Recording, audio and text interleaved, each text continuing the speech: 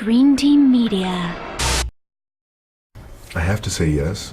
I remember on the day while we were filming, John Landau and Jim Cameron were always talking about new applications, pushing the envelope, and 3D was something that was in their headspace, if not during, then just soon after.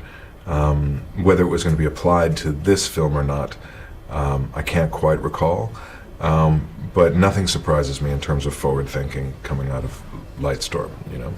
I'm just thrilled. When I got the word, it felt like it was a bit of a surprise, but the coin dropped like, of course, you know, naturally was the reaction. Many. Among the most interesting, I mean, naturally there's, you know, the young girls and the different, you know, obviously different age demographics and whatnot, but the one that really stood out was were fathers, were blokes, dudes who were able to emote in front of their families or their lover in ways that they maybe not have been allowed to, or did not permit themselves to go to that space. And that was really significant. And I think there was a, you know, there was a unifying effect, a collective catharsis that occurred, which is why I think the cinematic experience is so important, regardless of 2D or 3D. You know, that people continue to see films in the cinemas, because I think they'll begin to understand the collective consciousness and connectivity to a singular focus. It's that much more exciting and palpable.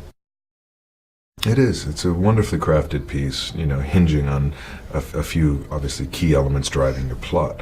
But 3D is often used as a smoke and mirrors device on fairly thin plot points, and often applied to action movies that have no place using it because it's too jarring. The cut pattern is too extreme, as opposed to a well-crafted, beautifully structured film with incredible depth and production value, framed, you know, for the large screen. It really enhances. So it's a perfect candidate for it, I think.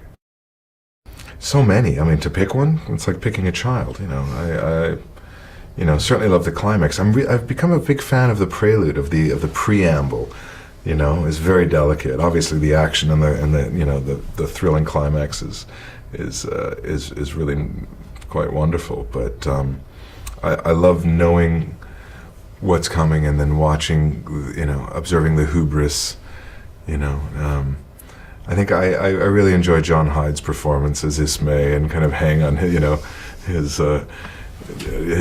humor in the film is really quite pleasant.